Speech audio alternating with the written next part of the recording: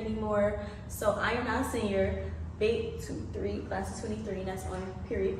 And I aspire to be a sports journalist. So I thought, why not turn my YouTube channel into my experience, my internship, my portfolio, everything into one is in my hands.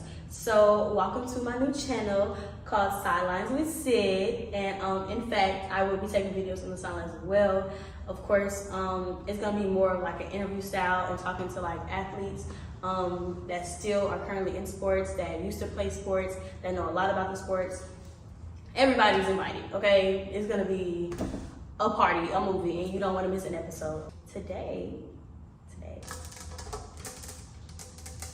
why start with just me, you know? Why not kick it off with an interview? So we're gonna kick this off with an interview with one of the football players from Georgia State. Some may say he's the voice and the face of Georgia State right now, but we'll see. But he's also really good friends. Yeah, I'm not gonna say too much, and let's get into the video. Introduce yourself. I'm Jamil. I play outside linebacker for the football team. I am a senior here, actually, and I will be graduating in the fall. You sure about that? You kind of stuttered a little bit. I'm a junior on the field, that's what I said. Okay. So you got an extra year to play. Yeah, or 2 extra years, actually, with COVID. So with COVID year and then redshirt year, I got 2 years. Oh, okay, period. You can start off with like, what even got you into like playing the game of football? Watching my older brother Terrence play. It's actually his birthday today. But growing up playing with my brothers, and I guess I knew I needed to find something to do that I had fun with, to be able to, I guess, grow up and help my mom later on in life because she had some early struggles. But you know, seeing 3 older brothers go through it and not be able to do exactly what they wanted with it, I guess that allowed me to jump into it and stick with it. But it started with watching my older brothers play. Is that also why you stuck with it this long? Like, oh yeah, for sure. I mean, I stuck with it as long as I loved it too, and it just became fun. But yeah, I just wanted to.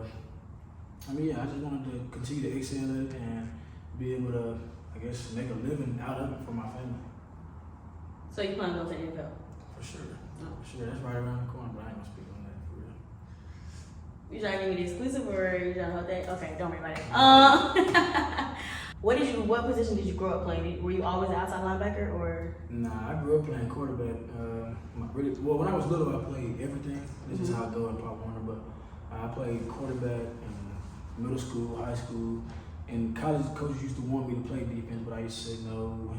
You know, I used to be bitter when they would ask me to come to camps for defense, and then it turns out after coming to college as quarterback, I ended up switching to defense, and then the rest is history. So I've enjoyed it. I've enjoyed playing linebacker. I would say probably more than I like playing quarterback. So, yeah. So you should listen. Yeah, I should listen. But everything happened for a reason, though. Got you. So, but you weren't at Georgia State first, because I think I met you your sophomore year? Freshman, actually. Your freshman year? Freshman, as soon as I came in. So where were you at first? I was at Vanderbilt at first for a semester. I went for a semester and then the summer semester. Vanderbilt was a good school, of course. I mean, obviously the academics are second to none. But just the athletic department at the time wasn't, you know, what I wanted for myself. But, you know, we go all the way back to high school with injuries and stuff. It kind of was the only option I had for quarterback. So I felt, and me and my family felt that was the perfect option. But obviously God had other plans, and I ended up here. So, Ladies, you hear that? God-fearing man? God-fearing man? Okay.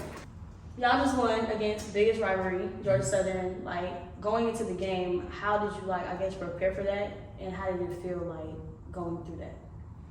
I mean, I'm laughing because I hate trying to say it's a rivalry. Like, you know, they're just another football team. They're a good football team, don't get me wrong. But, you know, preparing for them is just like preparing for anyone else. How I prepare for somebody is I just look at them as somebody that's in my way of allowing me to do what I want to do for my family. So that's kind of why I go overboard, I guess, on the field. I talk trash, I do all the other stuff. But yeah, I mean, preparing for them is just like preparing for any other team. You gotta know their habits, you gotta know their tendencies, you gotta know what they like, what they don't like. So they were a good football team, and I was glad we were able to come out on top. So what you're telling me is you don't feed into the rivalry aspect of it? Not for real. I mean, I feel like, you know, they kind of they kind of contradict themselves. Like they'll say it's not a rivalry, but then we get on the field for warm-ups and it's like y'all blocking our entrance to the locker room, just stuff like that. Or you create an Instagram post the game or after the game, after you lost, still talking trash. So I feel like to them it's more of a rivalry than it is even us. I feel like we, as a team, especially these past couple of weeks after the rough start we had, we were just focused on taking it day by day and winning each day, and they just so happened to be the next team that was right there. So, do you think the Instagram posts or like the rivalry on their side came from them losing for is it 3 years now? Yeah, 3 years ago. Yeah, I mean, I think the overall record is like 6-3 or 6-2 or something like that. But yeah, I mean, it definitely came from them losing. I think that guy is just somebody who he wanted some attention. That's all. Are we referring to the guy who made the Dread? post, who was holding my teammate's dread. But I would like to speak on the whole team, like even the coach and the quarterback, the leaders of the team, they were actually leaders. Like they didn't show any like bad leadership, but some of the followers on the team, some of the guys that don't get enough action or get enough attention, they wanted to take it to social media, and I guess it's just the world we live in, so can't pay none of that no attention. Welcome to Generation Z. Facts. How are you all preparing for the next game? First of all, no, let's backtrack. What happened in New York? Because y'all were on a losing streak, kind of sort of. So what happened in New York? What switch changed? I mean, to be honest, I think the switch that changed was people like even outside of any other sport, like you win and lose on game day. Well, not all people, but a lot of people that don't know any better, they think that you win and lose the day you play the game. That's not really how it goes. Really, honestly, we were winning the next game like yesterday at practice, today at practice. You gotta win the practices before you can even get to the game. It kind of comes from the saying like you play how you practice or you practice how you play. But I mean, I think the change of scenery. I think us being at home after the first game, the other games, I think us being at home in front of our crowd, bringing out a new uniform. I think, knowing who we had on our roster, like we have a really talented team. That's what's starting to show. And I think us knowing that, we kind of got a little complacent, and I ain't gonna say big-headed, but we got complacent in a lot of ways, and we just didn't apply pressure like we should have. But I think New York, it was just a change of scenery. That whole week of practice, we changed practice up a little bit. We changed the tempo up, and we were just focusing on winning each day. So we focused on winning Monday, and then when Monday was gone, we focused on winning Tuesday. We weren't never concerned about Saturday until Saturday got there. So I think that has helped us that week, and then especially last week, and it'll definitely help us as we go into next week. Y'all have an MVP? Like each week? Yeah. We have a defensive player of the week, offensive player of the week, and special teams player of the week. So 3 people will get it from offense, defense, and special teams. Okay, if you got to choose, who would each of them be for the last game you just had? Coach actually chose 3, but I'm not going to choose. Well, let's see. I don't know. Defense. If it was all up to you, say it was like Jamil, you choose each one. If we being honest, I'm giving the defensive player of the week to the entire defense. Because you got to think, Quavian White, or Wab as we call him, I think he got his 11th pick or 12th pick maybe. He's leading the school in interceptions. And then Taylor Lane, his stick, that's my boy. He had 15 tackles. And then I think Jordan. So it's just like everybody was, contributing. And then myself, I had a solid game. I had an interception. I had some QB pressures. I had some tackles. So and then the whole D line. So defense, I just can't single no one out. If I had to, it definitely would be myself first. But offense, I probably would have to go with.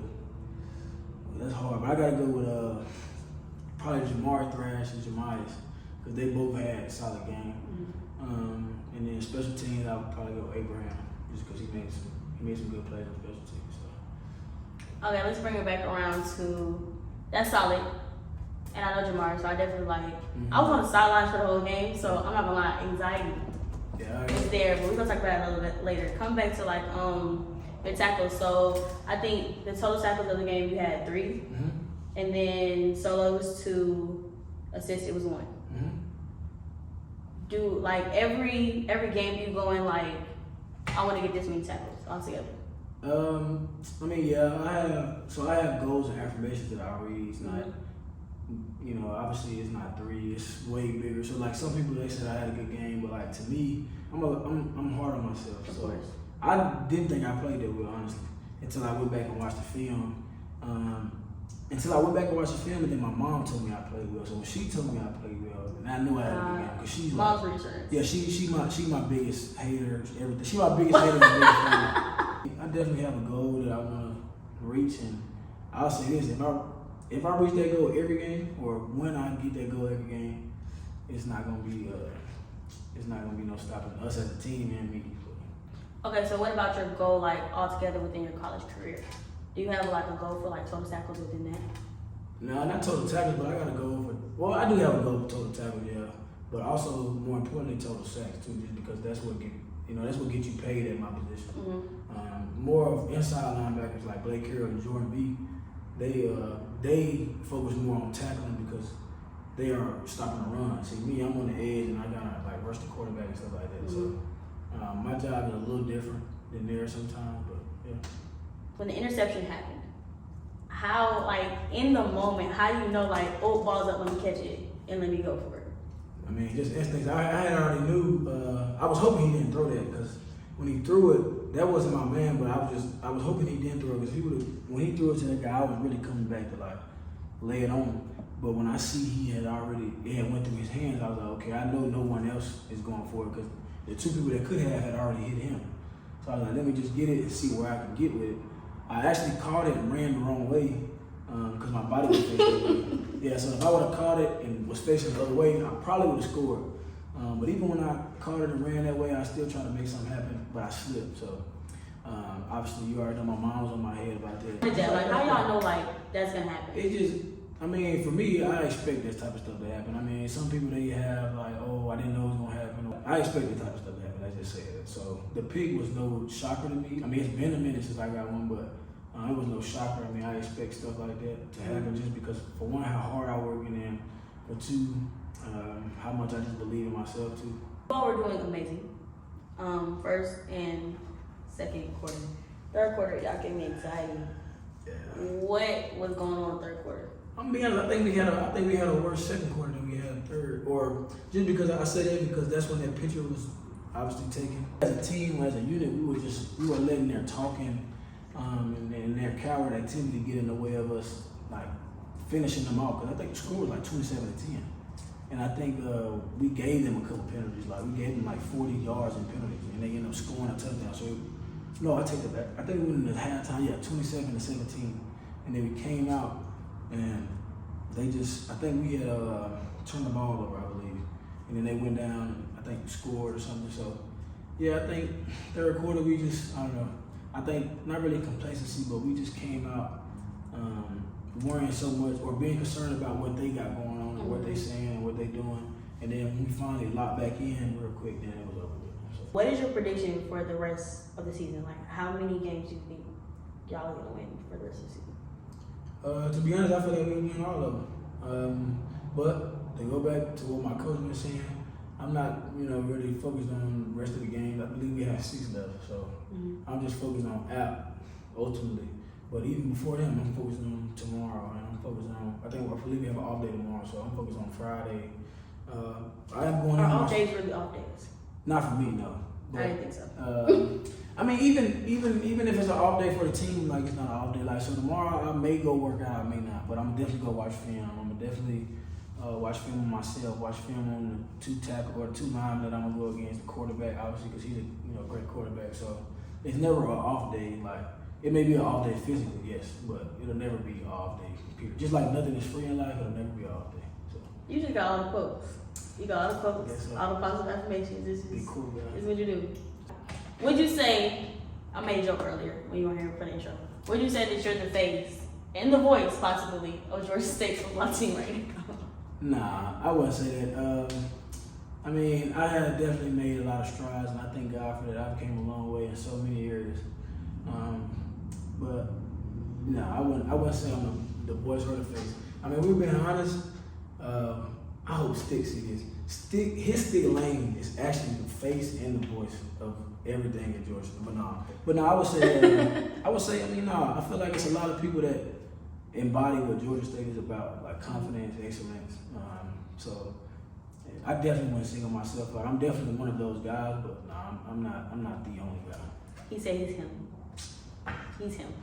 That's what he's saying. I am him. Just look at the camera and be like, I'm him. I'm him. Period. Chemically. Okay, you went too far. You went too far. Alright. So the name of the game is called Sports Guru.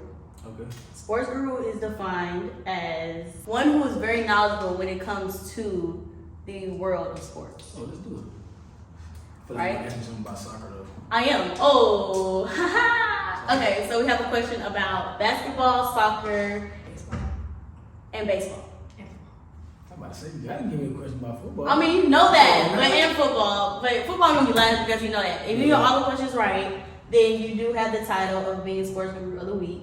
Yes. And eventually, this is gonna like turn to like actual prize, like Alright. T-shirt, all that stuff. We'll get you caught up. Say that, man. This is only the first episode. Work with me. Are you ready? Nervous. Dun dun dun. Just kidding. Okay. How many teams are in the NBA? 32. Not 32? Like NFL? That's definitely NFL. Ooh. 36? Soccer. What is a soccer field called? It's a soccer field. Wouldn't it be just a field? Ooh. Yeah, let's come back to that one. Okay. Baseball. Define a grand slam. Is it when like they get numerous home runs in a row? Or that would be a single home run. It would be what, multiple home runs in a row, or a certain amount of home runs. Are you saying for just that person, or are you saying just for the team? For just that person. No. Oh, it would be the team then. Yeah. So basically, grand slam is let's say I'm up to bat. I hit a home run, and all the bases are loaded. Oh, bet. So they just send anybody home. Yeah. So technically, it's home runs for the team. Oh, bet. So a home run for every. Okay, I see. Yeah. That's all that. I mean, you had it. I low-key got that. Yeah. I'm giving you. Okay. And then football, of course. I feel like it's gonna be so easy for you. What team was originally named the New York Titans? Tennessee Titans. What would it be? New York. It's either that or New York Giants. But it got to be Tennessee Titans. How, if they were originally named the New York Titans? Tennessee and New York? New York Jets. I know that. I don't really know much about them Jets though. So. Alright, here's a question you definitely should know. What year was Georgia State's football team founded? 2010. Okay, that makes up for that one. We're gonna go back to basketball. How many teams are in the NBA? I'm tweaking. I feel like it's not in the 30s though, is it? It's definitely the 30s. Is it the 30s? It's not 30. It's not. You sure? No, it can't be 30. Why? It's 30. It's 30 for it? I thought it was so I know NFL is 32 though, right? Yeah. Sure. That's why I knew you were gonna say 32 because it's 32 in the Come on, Mia. I'm not a basketball player though, but I really give a bucket to all the basketball players, especially Jamal. You said it right? Definitely on that, yeah. The football players gave the basketball team a bucket like a year ago at the rec. They're gonna try to lie about it, but I got witnesses. Should we run this back on camera? Yeah, we can run it back. I think we should run this back on camera. Man, look, all the basketball players, I get a bucket on all of them before they break a tackle with me. Simple. Timothy said it. Get out. But you said I was doing too much. Timothy said it. Okay, back to soccer. This is the last question. What is a soccer field called? I really don't know. I've never heard this term. Like, you're going to have to get this one. It's called a pitch. A pitch? I've never heard that. Pitch. You need to ask somebody else that question. Let me see if they know. I'm always open to learning, and I definitely don't know everything there is about football. I know the basics, like You know the basics? basics. But because I know like athletes that have played and are still playing whatever it is, I always try to learn from you all. Okay. What is it called when the defense catches an interception and returns it for a touchdown? Slower. Slower. Say it again. Slower. What is it called when a defensive person catches the interception from the other team and returns it for a touchdown on the same play? Is that supposed to be basic? Yeah. I guess I don't know basics. So, okay, let me ask you this. So, a touchdown is how many points? 6, right? 6. When somebody get an interception, they say they got a pick, right? So, a pick. Pick 7. Pick. What? Oh, shoot! She's tweaking. She says. No, pick 7 because I added on the kid. Well, no, you can't do that. It's just. Okay, pick 6. Oh. Pick 6. What is it called when a defensive person gets a tackle behind the offensive line of scrimmage, and they lose yards? I was gonna say lose yards. No, tackle for loss. Tackle for loss. Tackle for loss. Or people say TFL. Because you don't gain any yards, or they don't gain any yards, but you tackle them for loss, so it's a tackle for loss. So like on the stat sheet, it'll say TFL. Yeah. I'm averaging 1.5 of those this season too, by the way. Sideline with Sid, where you're gonna learn about the game. Okay, period. Thank you for letting me interview you and for being the first guest on Sidelines with Sid. First one. Period. Timothy, man. It's only cool when I say it. Look at the beard. It's only. Let me stop. You want to shout anybody out? Promote anything? They're gonna. Shout out my family, man. Shout out God. Shout out my family. Period. That's about it. All right. Well, join us next week for the next episode of Silent on Sid, and I'll see you later.